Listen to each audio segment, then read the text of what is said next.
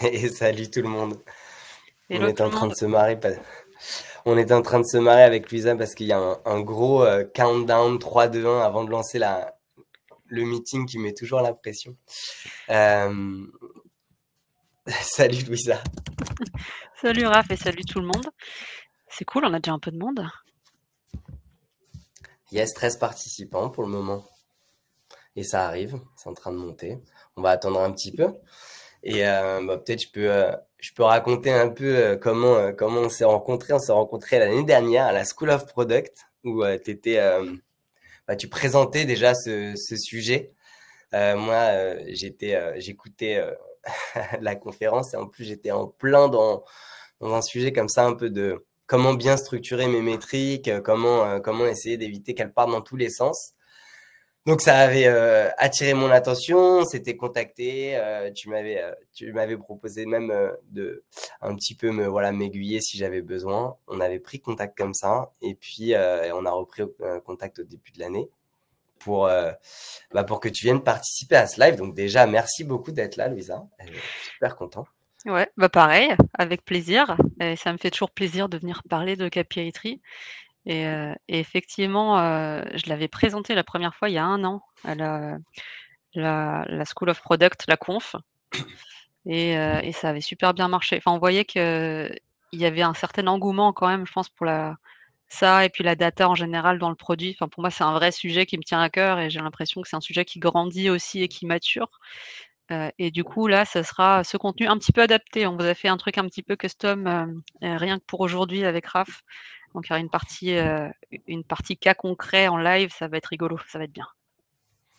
Yes.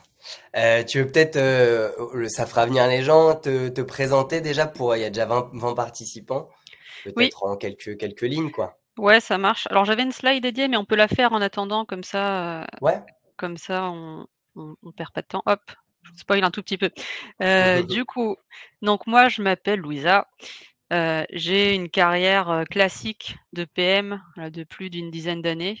Donc ça, c'est les dernières boîtes par lesquelles je suis passée.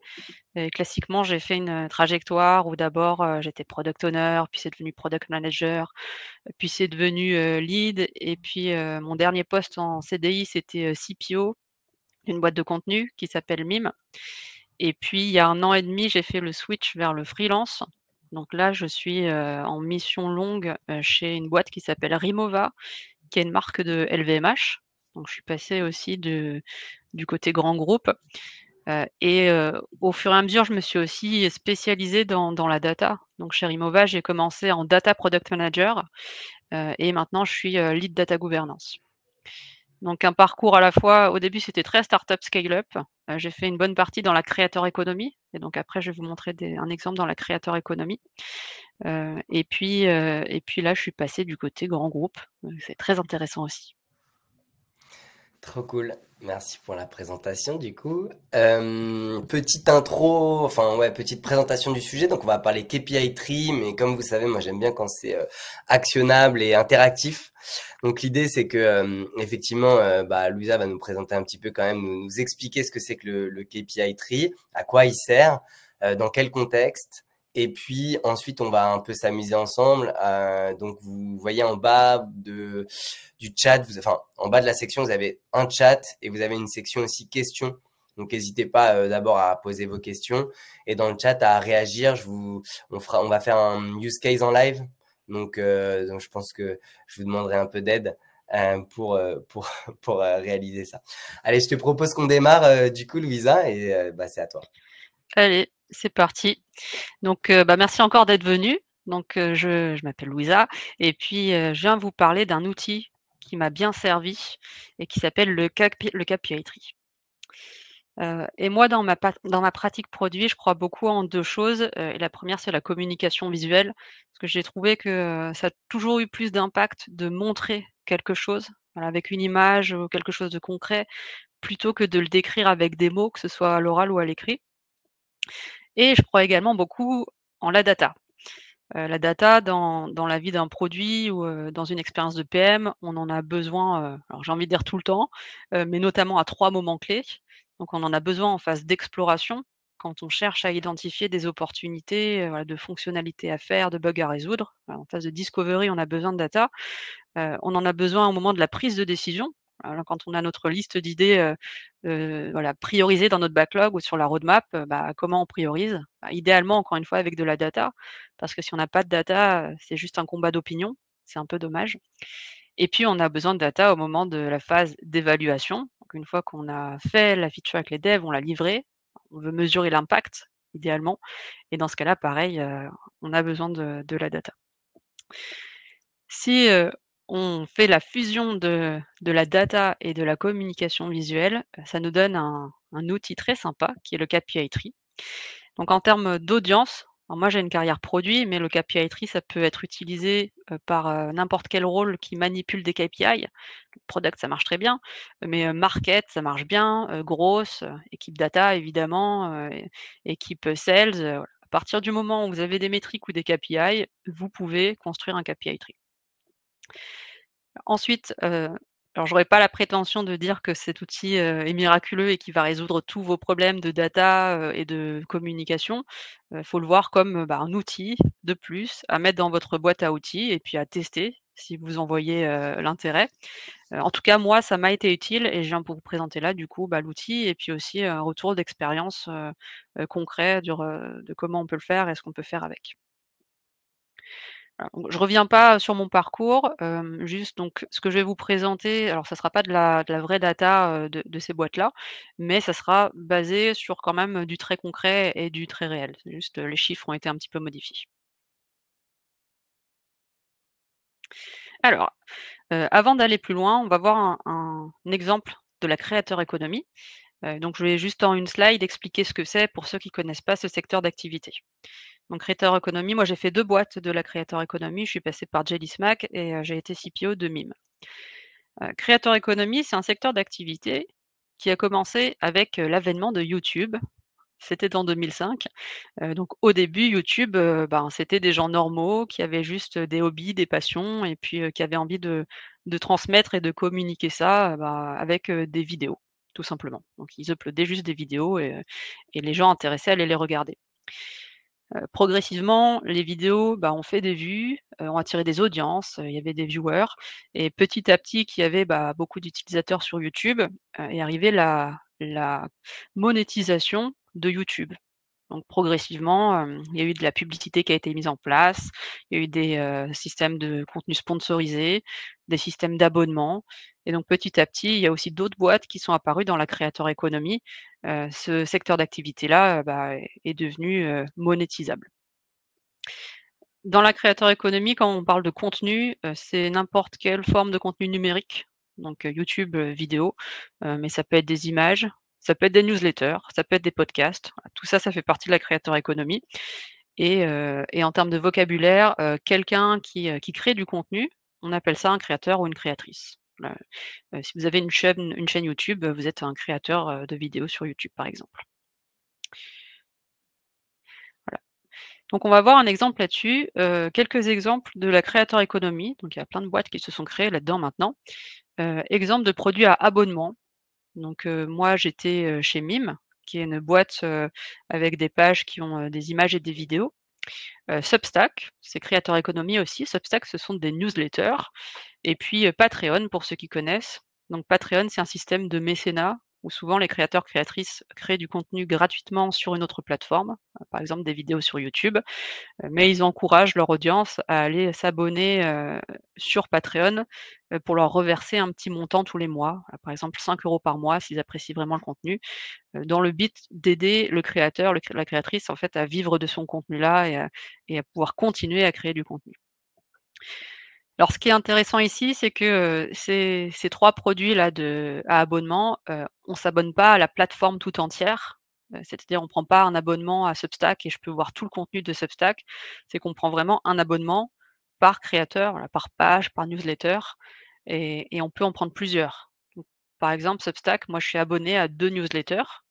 Il y a la newsletter de Lenny qu'on ne présente plus, grosse référence du monde product et puis je suis abonné à une deuxième newsletter, très data cette fois, très intéressante aussi, qui s'appelle Data Analysis Journal.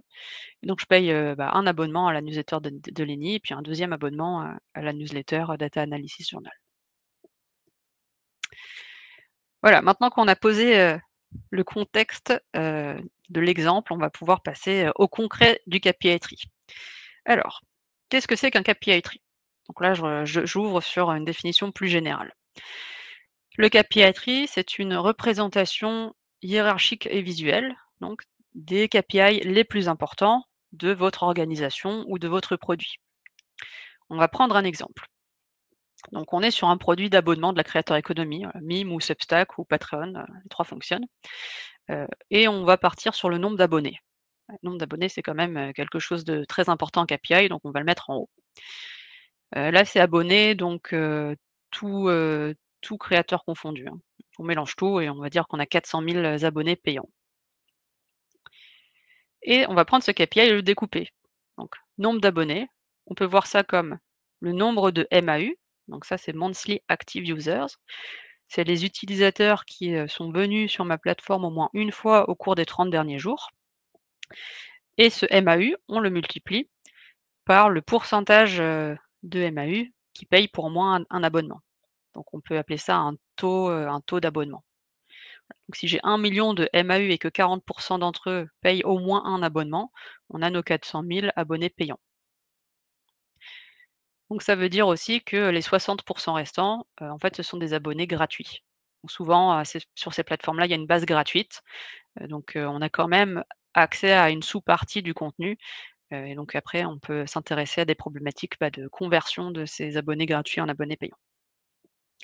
Donc là, j'ai fait une première branche. Vous voyez, j'ai un premier début d'arbre et on va continuer. Donc on va prendre les MAU et pareil, on va faire un découpage. Donc MAU, on peut voir ça comme une somme, cette fois. Donc Monthly Active Users, ça peut être la somme des nouveaux utilisateurs, donc c'est ceux qui viennent d'arriver au cours des 30 derniers jours sur ma plateforme, ils n'étaient pas inscrits avant, plus, les utilisateurs qui étaient déjà là, hein, les utilisateurs récurrents, et plus les utilisateurs réactivés. Donc ça, c'est des utilisateurs donc qui sont venus au cours des 30 derniers jours, mais qui sur la période précédente de 30 jours, étaient partis. Donc on a réussi à les ressusciter. Donc là, vous avez un premier exemple, on a une première base de KPI tree.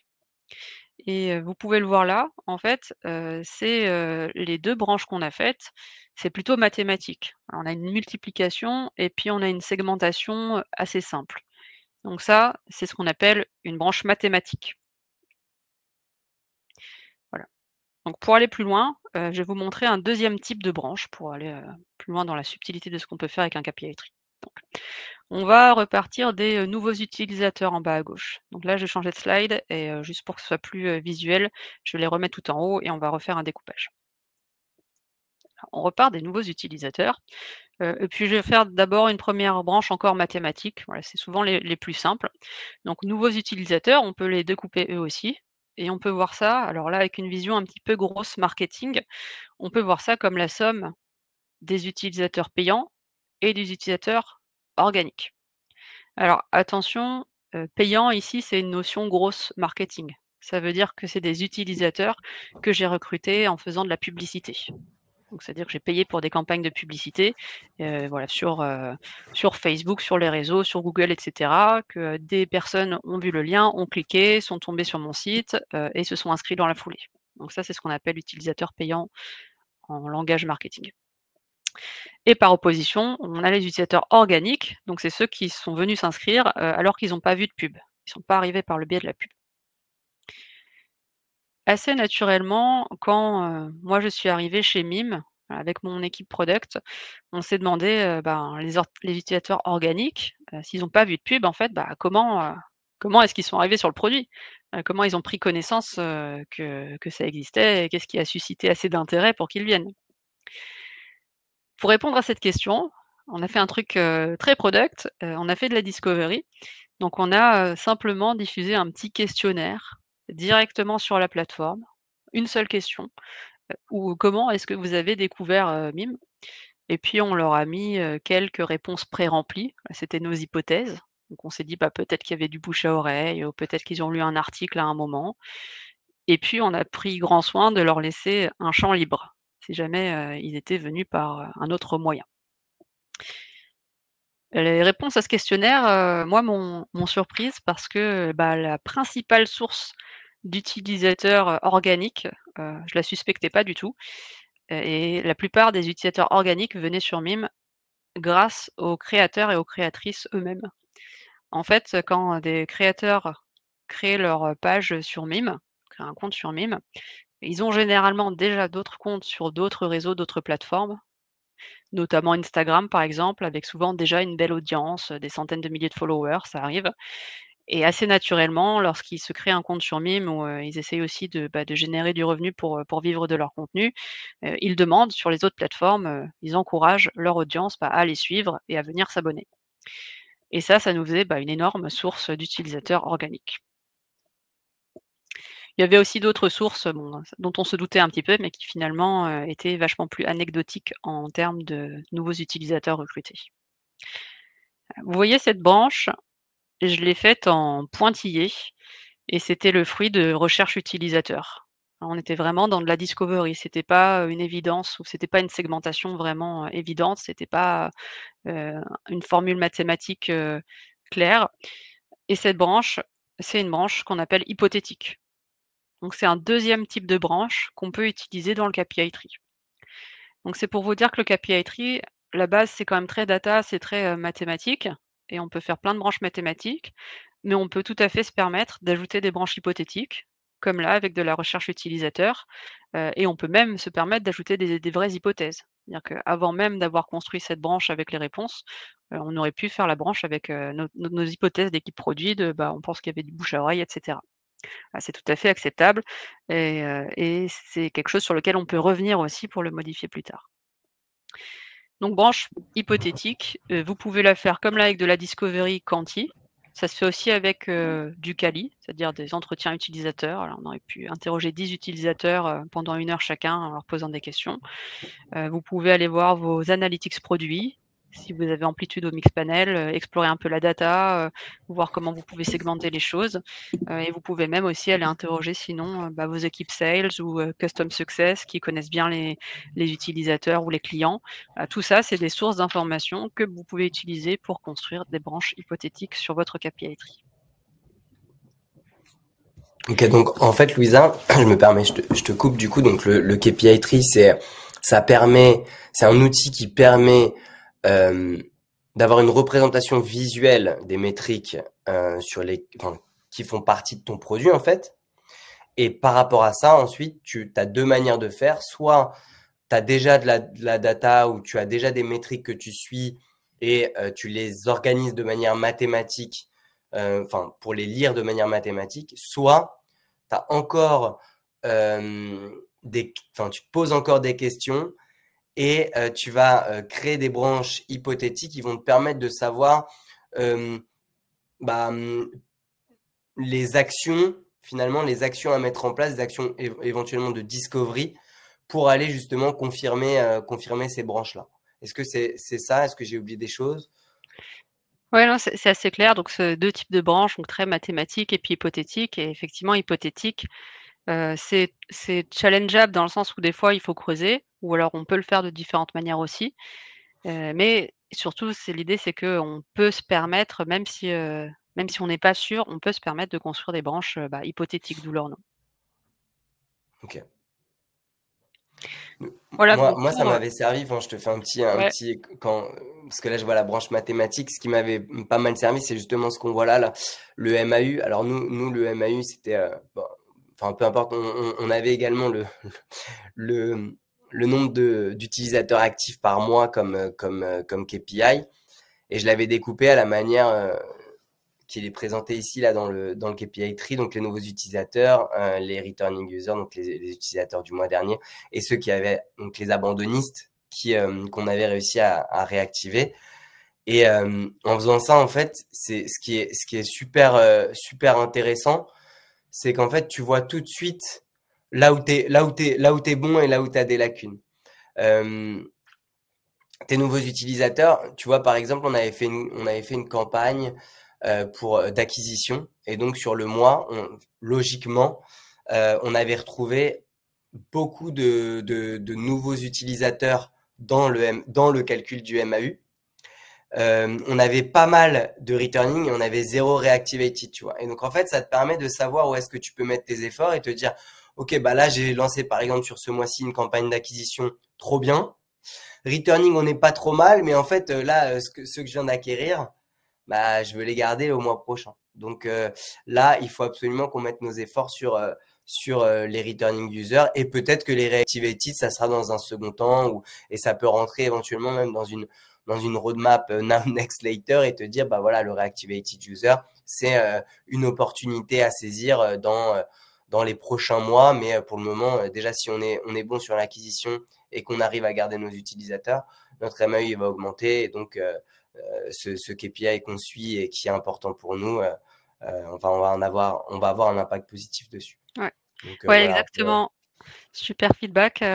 En fait, ça, on le verra en dernière partie à la fin, mais l'idée ensuite, c'est d'aller voir, bah, les valeurs, hein, de chaque KPI et là, ça saute aux yeux, en fait, si, il y a des KPI qui se portent bien versus d'autres, qui vont plus mal et ça permet, bah, de prioriser les actions derrière ou de comprendre aussi, pourquoi on a un chiffre qui descend ou qui monte. Comme tu l'as dit, bah, si tu mets plein d'argent, un gros billet sur la pub, sur un mois ou un quarter, tu vas te retrouver avec plein de nouveaux utilisateurs. Donc ton, MAU ce mois-ci va exploser. Heu, Si tu le sais pas, tu comprends pas forcément, tu as l'impression juste que ton produit marche trop bien, mais c'est aussi que tu as poussé un petit peu financièrement derrière. Tu peux voir si ton MAU, est-ce que c'est que des nouveaux utilisateurs? Mais est-ce que le mois d'après, ils sont toujours là ou pas? Ça te permet de voir si tu as un panier percé quelque part. Ça serait un peu dommage d'investir, plein d'argent dans la pub, mais derrière que ton produit il manque des choses, qui fait que les utilisateurs ne restent pas sur le long terme. Voilà, donc ça permet de visualiser par la data un petit peu stratégiquement, là où il faut mettre les efforts. Ok, Voilà. merci.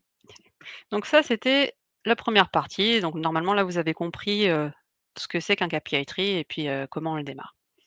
Je voulais juste, avant qu'on passe au cas pratique, éluder la question investiguer plutôt la question du revenu. Voilà, est-ce qu'on doit ajouter ou pas le revenu sur le KPI tree? Alors il y a du pour et du contre, parce qu'on le sait dans les équipes produits, le revenu, peut pas être une North Star. Ça peut pas être la raison d'être, la mission d'une boîte, on n'aime pas trop mettre le revenu en haut. Voilà, donc ça, c'est si on est un point de vue produit, évidemment, dans une équipe commerciale, le revenu, c'est super important et si vous faites un KPI tree pour votre équipe commerciale, il y a aucun problème à mettre le revenu en haut. Donc voilà, donc d'un côté, équipe produit, bon, on préfère trouver une meilleure North Star. Ça dépend aussi beaucoup de votre secteur d'activité, parce que si vous êtes dans une EdTech, là, si vous avez un produit dont la mission c'est, bah, c'est l'éducation, on est quand même assez loin des enfin, en termes de mission, le revenu, c'est pas ça. Genre, il faut qu'on soit viable financièrement, bien sûr, pour que la boîte, puisse continuer sa mission, mais c'est pas l'objectif de la boîte.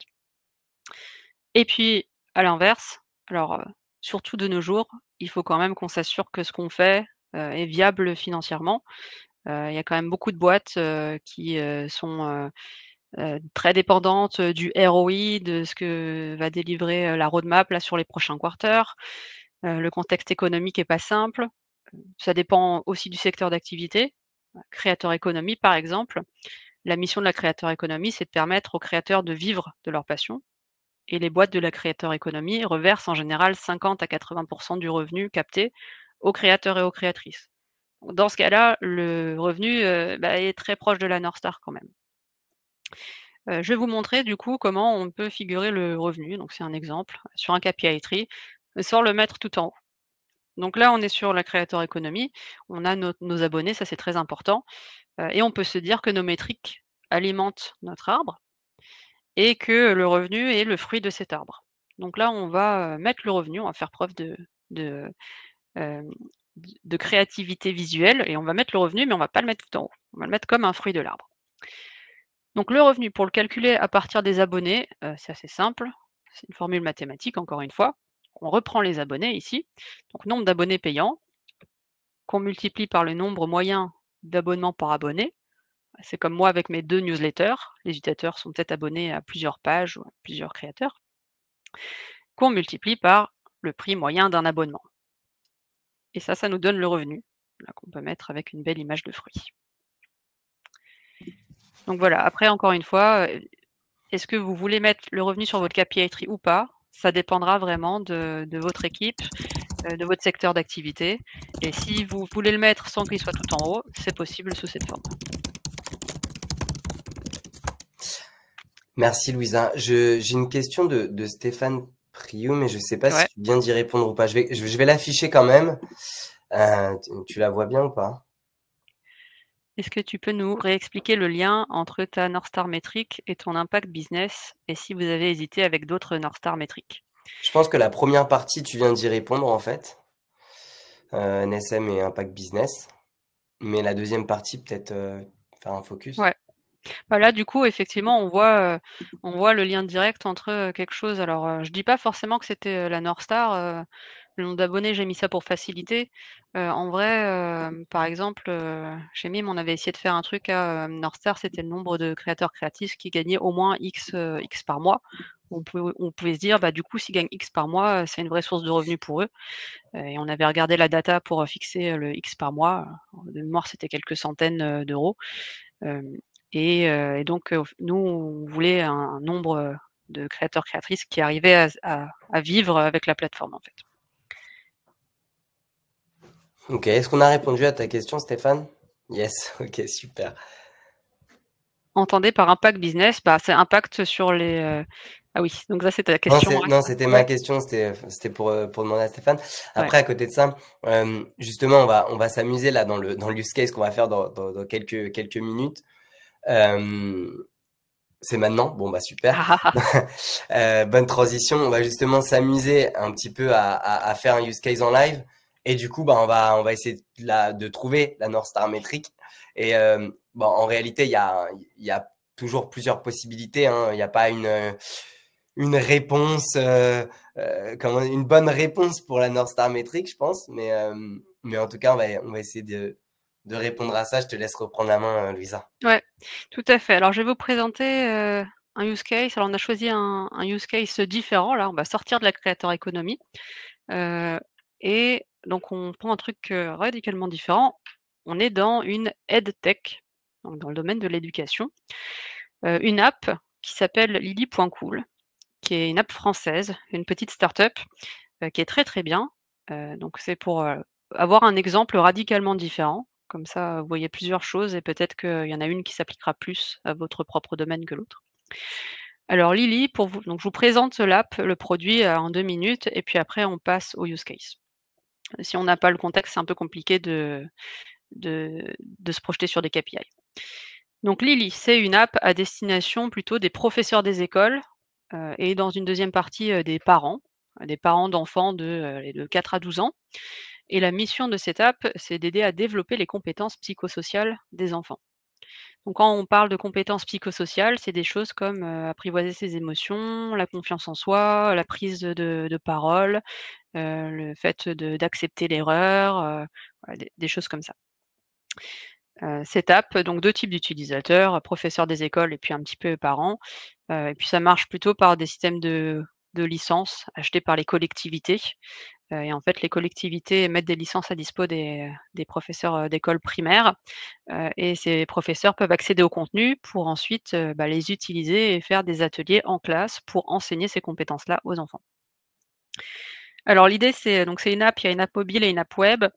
L'idée, c'est pas du tout de mettre les enfants devant l'écran, hein. L'app, elle est, là comme juste un moyen de diffuser le contenu, mais après derrière le contenu, alors c'est soit des podcasts, donc il y a de l'audio, qu'on peut, diffuser en classe. Il y a des, documents, donc en fait, c'est des PDF, donc après des documents à imprimer. Souvent en classe, les ateliers, c'est on distribue des feuilles aux élèves, comme support. Donc là, c'est pour, fournir les supports au professeur et puis avec, le déroulé de la séance, comment il peut faire.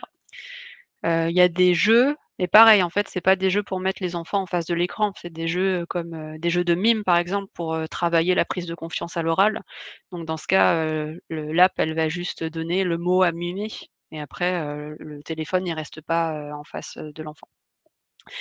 Il y a des modèles de coloriage et d'origami, donc ça, c'est pour, la patience et la concentration. Et puis il y a des jeux de vire-langue. Ça, c'est les chaussettes de l'archiduchesse. Donc ça, c'est pour apprendre à bien s'exprimer à l'oral. Voilà, mais pareil, l'idée, c'est pas de rester devant le téléphone. Alors, maintenant que vous savez à peu près ce que c'est Lily, donc c'est lily.cool, vous pouvez aussi aller voir, hein, directement sur internet un peu le site. On va faire un KPI tree, on va essayer de faire le KPI tree de Lily. Donc, on va, vous allez le faire, hein, ça sera participatif.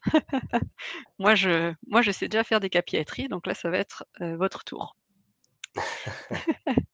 On va passer sur Miro. Ouais. Alors, on vous a préparé un petit template, qu'on pourra aussi vous transmettre si ça vous intéresse derrière et si vous voulez faire ensuite des ateliers de KPI tree dans votre équipe ou dans votre boîte. Trop cool. Donc, ce template sur Miro, alors j'ai juste remis voilà, l'information importante, donc branche mathématique, branche hypothétique, voilà, ça il faut se le rappeler. L'exemple que je vous ai montré sur la Creator Economy, c'est là aussi à dispo.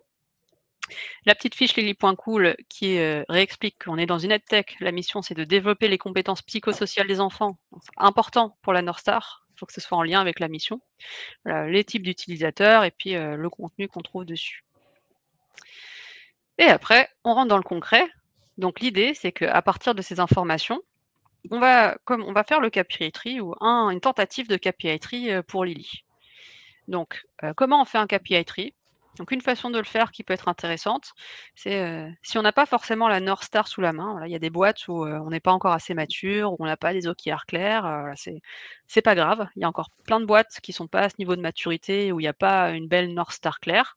Dans ce cas, on peut simplement faire la démarche dans l'autre sens. C'est-à-dire qu'on va lister des KPI, donc on va brainstormer au début, on peut lister tout ce qui nous passe par la tête, on va tout lister, dans le cadre de Lily ou dans le cadre de notre produit, quelles sont les métriques qui peuvent être intéressantes ou quelles sont les métriques juste auxquelles on pense.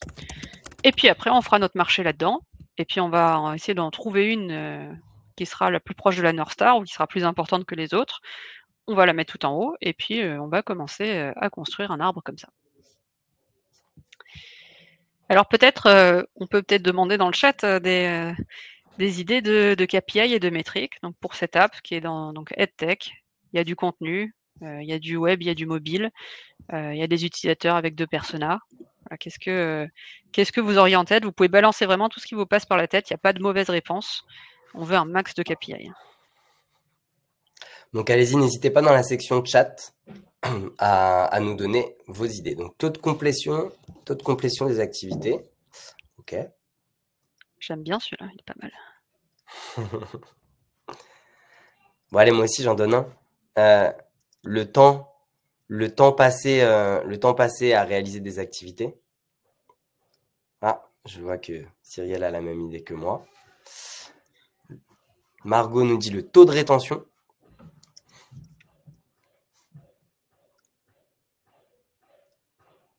Taux de rétention, c'est-à-dire calculer comment?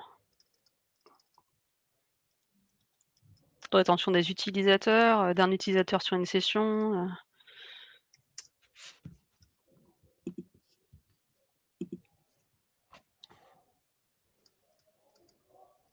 Et puis c'est visuel, les KPI tree, donc on aime bien mettre des couleurs, des emojis, ce genre de choses. Petit aparté, mais souvent, en fait, la North Star, on essaye, pour réussir à bien définir notre North Star métrique, on essaye d'identifier à quel type de business on fait partie. Et donc, en fait, ceux qui ont un peu documenté la North Star métrique, ils découpent ça en 3 parties. Les business qui sont dits d'attention, les business qui sont dits de transaction et les business de productivité. Donc, les business de productivité, c'est genre les logiciels, B2B, SaaS, etc. Donc, tu vas chercher à évaluer plutôt l'efficacité. Les business de transaction, genre e-commerce, marketplace, etc., où tu vas plutôt suivre les transactions ou les nombres d'achats, etc. Et ensuite, tu as les business d'attention, type réseaux sociaux, médias, etc., ou applications. Et je pense que là, on est plutôt dans ce type de business où tu cherches à mesurer du coup de l'engagement. Et effectivement, donc là, je vois des choses passer, mais on peut mesurer le temps passé, on peut mesurer le nombre d'interactions. Et donc là, Je pense qu'on est bien dedans et je vois que ça correspond bien à ce que la plupart des gens sont en train d'écrire dans le chat. Est-ce que t'as tout? Est-ce que tu veux que je te les lise un peu, Ouais, je veux bien Louisa? que tu me les lises comme ça. Alors, il J'avais y a vu eu pas Teacher mal de Florent. réponses. Fréquence de connexion, Ouais. multiplicité des activités réalisées. Qu'est-ce qu'on entend par multiplicité, là? Moi, je pense comprendre parce que tu as quand même plusieurs types d'activités. Du coup, Ouais, c'est est-ce que tu fais, que des podcasts ou est-ce que tu utilises que les docs? ok. Ouais, c'est est-ce qu'un utilisateur va passer par un maximum d'activités. En fait, le nombre de types d'activités réalisées, peut-être. Ouais, peut-être le nombre moyen, de types différents, sachant qu'il y en a 5 De types max. différents, ouais, c'est ça. Ouais, Ok. Antoine nous dit nombre d'activités sur modules différents. ouais. Bah, on tombe un peu Ouais, sur le même sujet. c'est un peu la même chose. Différenciation du moment où l'enfant utilise l'application, horaire d'école ou à la maison. Ok. OK. Répartition des utilisateurs entre parents et professeurs. Ouais, donc là, on tombe un peu sur la notion de, opposition, enfin des 2 personas, parents et teacher. Taux d'inscription, taux de churn, Ouais, taux d'utilisation par activité. On revient à celui qu'on a cité tout à l'heure. Monthly active subscribers sur oui. active monthly teachers. Ah non, c'est deux différents, je pense. Donc, monthly active subscribers et monthly active teachers. Alors attends, j'étais restée sur le churn. Ah, il y a plein de KPI, c'est bien. Ouais, c'est bien, tout le monde participe, c'est trop cool. Euh, Nombre d'impressions des PDF. Il y avait des, j'ai pas suivi le truc des PDF. J'ai peut-être raté l'info, moi, Louisa. Ouais. Impression des PDF, oui, c'est un peu comme, donc il y a un contenu, tu l'utilises comme tout à l'heure, on a parlé, assez vite du completion rate, Ouais, tu complètes l'activité. Bah, avant de la compléter, il faut la lancer. Du coup, c'est intéressant. Donc, imprimer un PDF, c'est à la fois lancer et compléter l'activité. Mais il y a un truc effectivement avec je démarre l'activité et ouais. pour un PDF, bah, oui, c'est peut-être, l'imprimer. Un podcast, c'est tu commences le podcast. Un jeu, c'est, la première seconde de jeu, et cetera. Ok. Après, on a, il y a Eva qui pose la question, est-ce qu'il y a une notion de, tu sais, de niveau, de réussite un peu un peu comme de la gamification et où en fait tu pourrais du coup suivre le nombre enfin, de passages de niveau, tu vois. Bah, non, J'imagine c'est que ouais. derrière Eva, c'est ça le KPI que tu évaluerais. Yes. Ok. Et Cédric qui nous dit impact sur la prise de parole des utilisateurs. En gros, il dit si on est capable de dire que au départ il y a zéro par exemple, Ouais. bah sur le jeu ou l'activité de la prise de parole, c'est être capable de mesurer le nombre de prises de parole réalisées par les enfants au global, peut-être sur ton application. Voilà. Bah, on a plein de merci, on va s'arrêter là. Je pense on a plein de KPI. Merci pour votre participation et puis on va continuer un petit peu à s'amuser. D'abord, on va peut-être essayer de converger sur une North Star. Louisa, qu'est-ce que tu en Ouais, penses? ouais. Bah, il y a des bonnes pistes, hein, c'est cool. Ouais. Alors, peut-être qu'on va partir de, un des derniers qu'on a mentionné, parce qu'en vrai du vrai, ce que tu veux mesurer, ça serait effectivement l'impact, donc là, on est sur une EdTech, donc le but, c'est les compétences psychosociales des enfants. Ouais. Donc idéalement, dans un monde parfait, on aimerait effectivement mesurer que, bah, ça permet aux enfants de progresser. Cependant, la contrainte, c'est que c'est pas quelque chose de facile à mesurer. Mm. Et un KPI pour pouvoir, pour qu'il soit utile, il faut pouvoir le mesurer. Donc ça, c'est Ouais. l'idéal, mais donc c'est un peu le North Star virtuel, c'est ça. Mais nous, on va devoir trouver une proxy North Star. Donc qu'est-ce qui me permet de manière, un peu plus indirecte de mesurer, on délivre notre mission? Donc ça sera, donc tout en haut, on n'aura pas les problématiques de churn ou de taux d'inscription, donc ça sera un petit peu plus bas, et c'est plus pour voir si, les utilisateurs, viennent sur ton produit. Mm. L'idée, c'est qu'en haut, OK, les utilisateurs qui viennent, est-ce que, ils récupèrent la valeur qu'ils sont venus chercher? Hem, toi, tu avais parlé de temps passé sur les activités. Yes. On se rapproche un petit peu, sachant qu'on est sur une app de contenu. Alors tu peux pas mesurer l'impact sur les enfants, mais tu peux te dire déjà, bah, la consommation du contenu, c'est censé aider les enfants à progresser. Donc a priori, plus ils consomment de ce contenu-là, plus on les aide à progresser. J'aimais bien la notion aussi de type de contenu différent parce que peut-être que tu vas apprendre des choses, avec les podcasts. Bon, le podcast, ça te permettra pas de travailler, ta prise de confiance à l'oral, par exemple. Donc le fait de faire des types d'activités différents, ça permettra aussi de faire un pas de plus sur, le vrai impact, qui est d'aider les enfants à progresser, dans toutes ces compétences-là. Donc, time spent, c'est pas mal, mais c'est encore un peu flou. Time spent sur les activités, alors c'est pas mal parce que donc tu consommes des activités. Cependant, le time spent, alors c'est un truc très, très classique que tu peux mesurer, automatiquement dans plein d'outils, Mmh. Google Analytics, Amplitude et compagnie, ils te mesurent, le temps passé moyen, en général, tu as un chiffre, mais souvent tu sais pas trop comment il est calculé et tu pareil, le temps passé que sur les activités, tu l'as pas forcément. Des activités comme les jeux, c'est un peu plus dur à mesurer. Les contenus imprimés, pareil, ça, il y a pas de temps passé. Enfin, tu imprimer, tu cliques sur un bouton et le truc après derrière, il se passe dans la vraie vie. Donc, le temps passé, Ouais, là, tu es un petit peu coincé. sur le temps passé aussi, tu peux avoir un peu, enfin, des problématiques entre guillemets de gens qui vont laisser leur appli tourner, ils l'ont oublié. Tu peux avoir aussi des gens qui vont démarrer, fermer, démarrer, fermer. Donc tu as du temps qui est mesuré, mais tu sais pas vraiment est-ce qu'ils sont allés au bout, est-ce qu'ils l'ont vraiment utilisé. C'est un peu comme pour moi prendre les monthly active users dès qu'il passe 3 secondes sur l'application. Parce qu'en fait, quand il passe 3 secondes sur l'application, tout le monde peut venir rapidement dessus. C'est plus pertinent dès lors que tu sais qu'il y a une activité qui est réalisée, commencée, ou même encore mieux terminée, je pense. Ouais. Donc nous, ce qu'on avait pris comme North Star, c'est les activités lancées. Ok, cool. Voilà, parce qu'on se dit, ben, voilà, un PDF, imprimé, c'est une activité lancée, un podcast lancé et cetera. À côté, en vrai, tu les activités, alors pas le time spent, mais le completion rate, ça c'est intéressant. Ouais. Notre seul problème avec le completion rate, pourquoi on n'a pas pris activité terminée plutôt que activité lancée, c'est que dans le cas, des documents, bah, tu peux comme ça se passe dans la vraie vie, tu imprimes et après tu le fais en classe. On n'a pas de completion rate. Alors que le lancement d'activité, c'était un truc universel à tous les types d'activités. Mais en vrai, là, tu aurais un lien un peu indirect, avec, oui, derrière, tu veux les activités complétées, sauf que comme tu peux pas le mesurer toujours, ton proxy, voilà, le North Star, faut quand même que ce soit quelque chose de mesurable dans tous les cas. Un bon Mm. proxy, c'est activité lancée. Ok. Je Et me fais ensuite un peu ouais, timekeeper, Louisa. Il reste à peu près, enfin, il reste 15 minutes. OK. Alors, Si on veut rester dans les délais.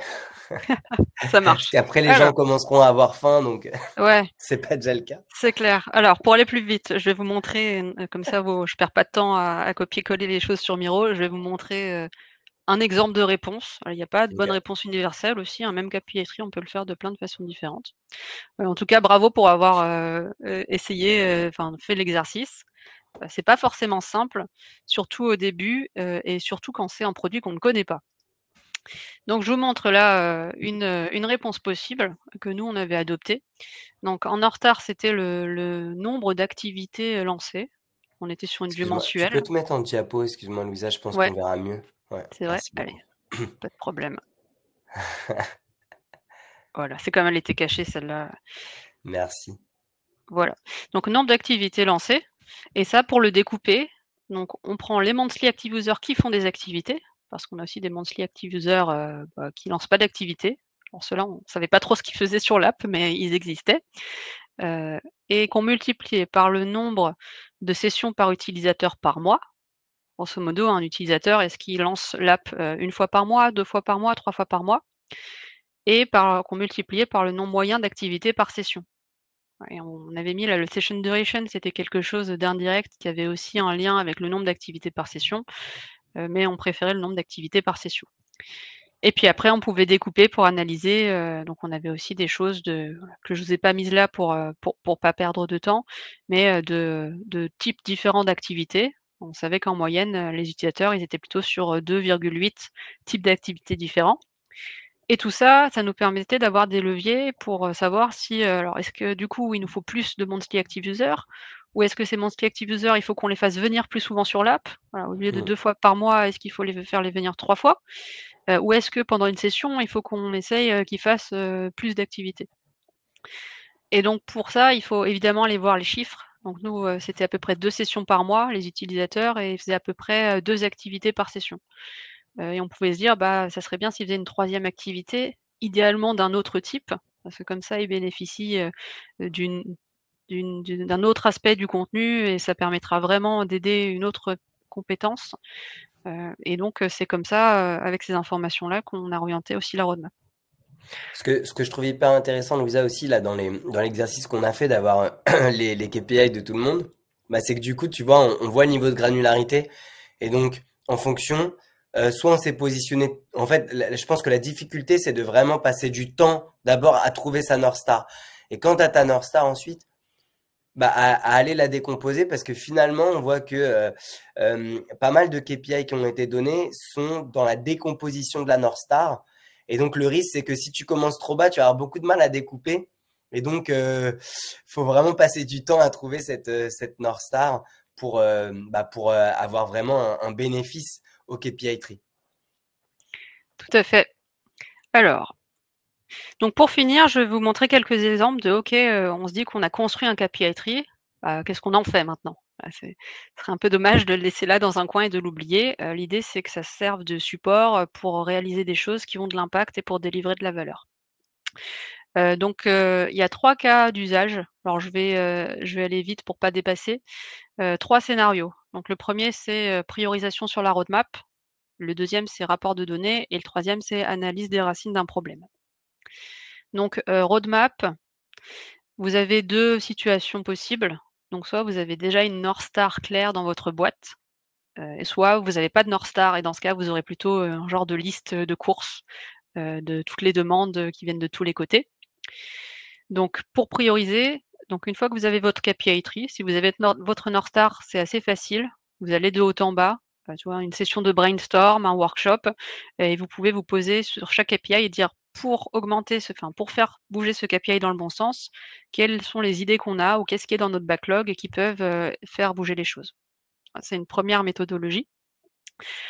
Si vous n'avez pas de North Star, et c'est pas grave, c'est le cas dans encore plein de boîtes, c'est là que l'exercice devient très intéressant parce que ça permet d'aller, un cran plus loin dans apporter un peu de maturité data à l'organisation.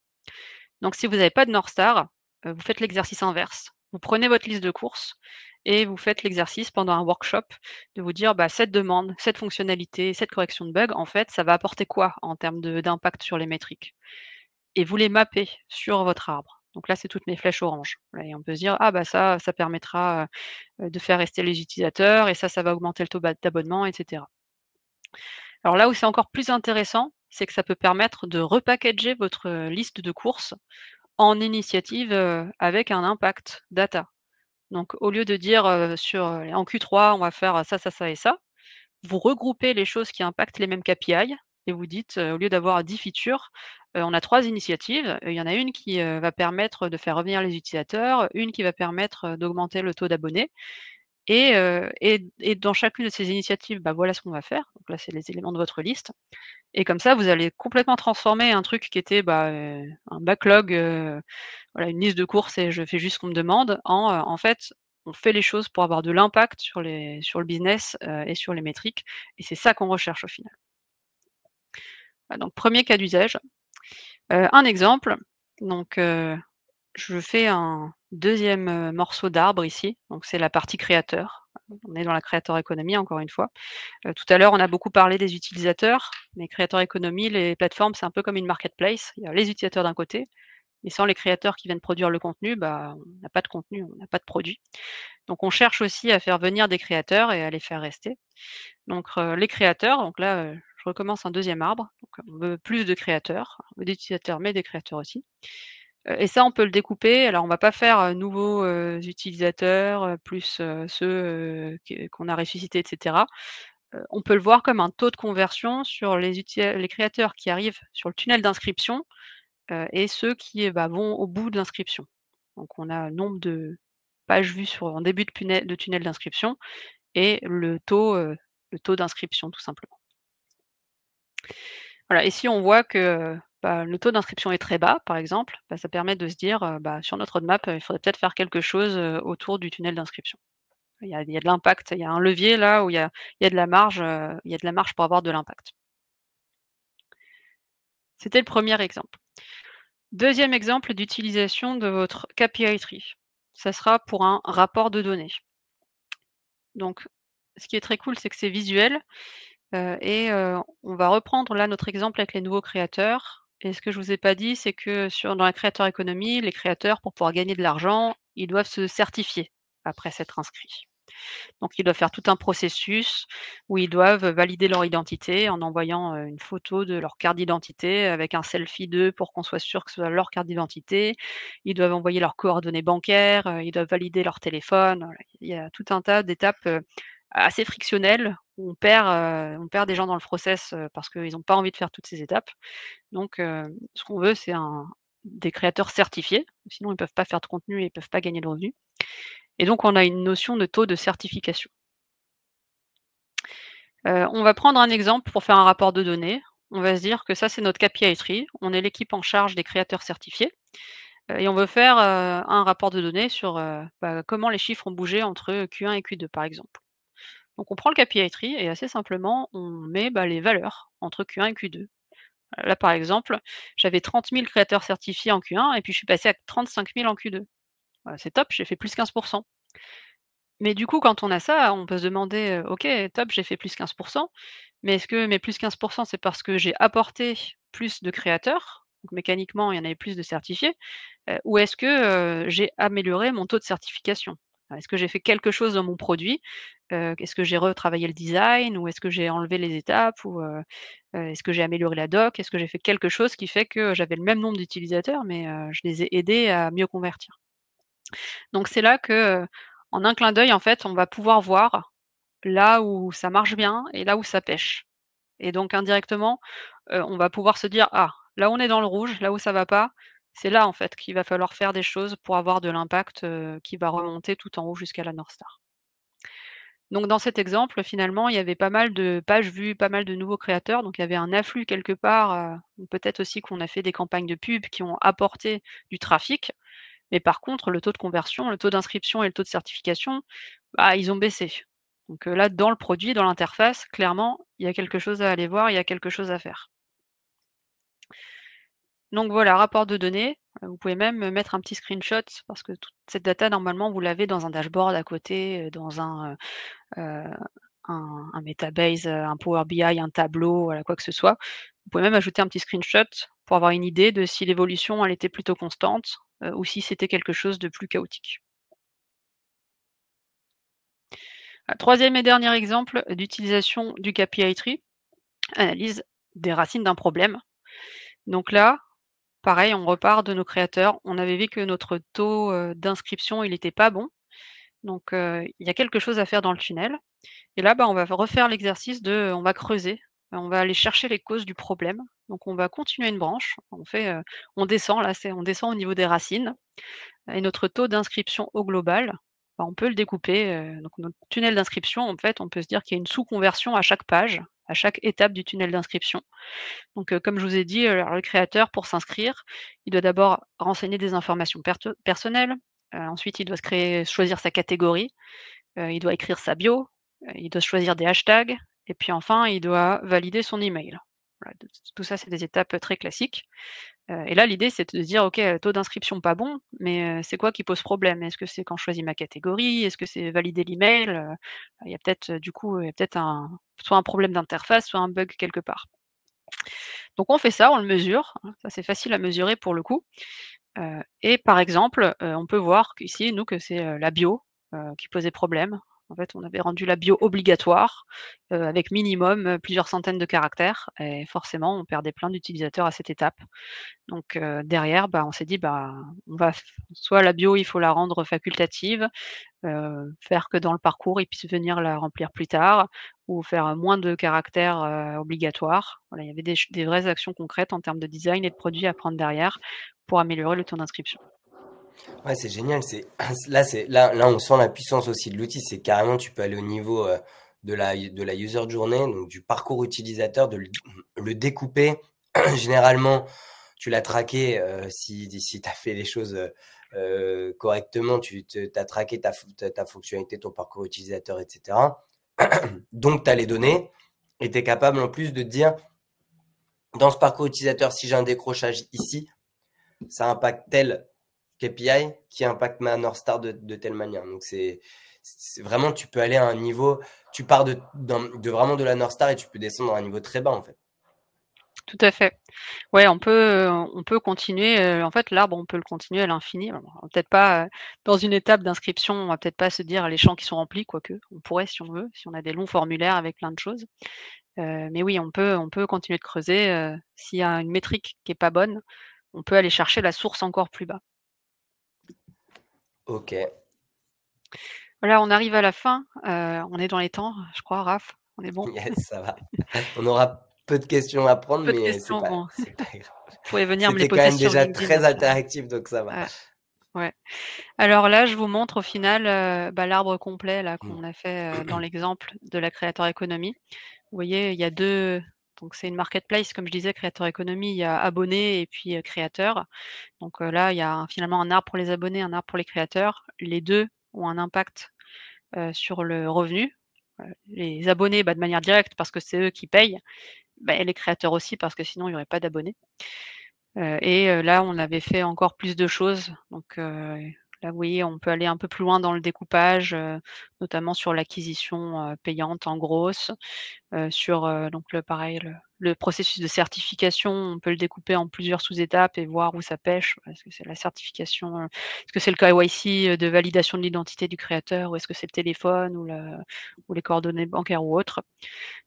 Et voyez, donc l'idée, que c'est quelque chose de visuel, donc n'hésitez pas à mettre, de la couleur, à mettre des emojis, à faire preuve de créativité. Voilà, vous pouvez utiliser en termes d'outils, moi je l'ai fait dans Miro, mais en vrai, utilisez l'outil, que vous voulez. Ça peut se faire, sur des slides, ça peut se faire, sur un Figma, ça peut se faire, sur des post-it au mur. C'est tout, ça marche bien en vrai sur des post-it au mur, pour un 1er draft, c'est cool, donc hésitez pas. Et je vous montre un dernier cas d'utilisation, c'est qu'une fois que vous avez ça, voilà, votre arbre complet, vous pouvez l'utiliser dans vos docs produits ou de vos présentations roadmap pour dire: «Bah, nous, on veut refaire l'étape de la bio dans le tunnel d'inscription des créateurs». Donc pourquoi? Comme ça, on aura un meilleur, taux d'inscription, donc normalement plus de créateurs et de créateurs certifiés et vous pouvez montrer comme ça avec une couleur comment remonte tout l'impact Ouais. jusqu'à la North Star ou jusqu'aux métriques vraiment importantes. Ouais, c'est un super tip ça, parce que souvent, dans les décisions qu'on va prendre dans l'équipe produit, on peut nous demander de le justifier et dire oui, mais moi je pensais que c'était ça qui était plus prioritaire. Et en fait, là, c'est un vrai avantage et en plus c'est hyper visuel. Donc, c'est un super tips. Ouais, ça Merci marche bien ça. Louisa. Et voilà, vous gardez une version de votre KPI tree et juste vous faites un petit chemin de couleur, pour les fonctionnalités importantes, ça marche très bien, celui-là.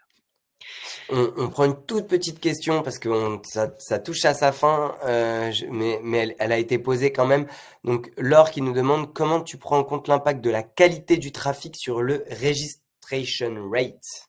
Ah oui, bah, ça c'est une, problématique, grosse effectivement parce que tu peux amener plein de trafic, mais s'il est pas qualifié, donc tu peux faire des campagnes de pub, disons, pas chères parce que quand tu fais de la pub, tu as des audiences qui valent plus cher que d'autres, mais qui derrière convertissent moins. Donc typiquement, je sais pas, faire de la pub à des, étudiants, c'est pas cher, mais les étudiants derrière, ils ont pas d'argent, donc ils vont pas acheter ton produit. Voilà, exemple.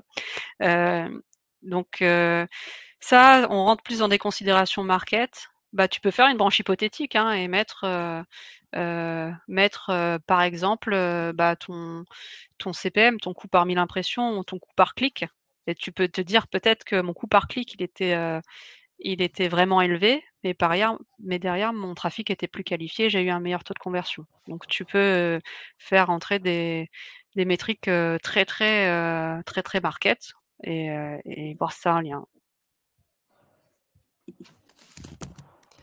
Super. Eh ben écoute, Louisa, merci beaucoup. C'était super intéressant, Voilà. super cool. Je suis encore une fois très content de t'avoir reçu. Bah, avec plaisir, merci à toi Raph et merci à vous d'être venus écouter. Hésitez pas à me contacter sur LinkedIn si vous voulez pousser la conversation, ce sera avec plaisir. Et sachez aussi que ce contenu-là, donc il a été capté à la School of Product, la conf. Donc il est dispo sur YouTube dans la playlist de la conf 2023, pas celle de cette année, celle de l'année dernière. Et il existe aussi sous forme d'article si vous aimez bien lire. Voilà, j'espère que ça vous aura donné des idées pour essayer vos propres KPI Tree. Bah carrément en tout cas. Pour moi, oui. Et j'espère que ça a été aussi enrichissant pour tout le monde. Je te remercie encore, Louisa, et puis je te dis à très vite. Ouais, merci, salut Raph, salut tout le monde. Salut, salut. Merci tout le monde.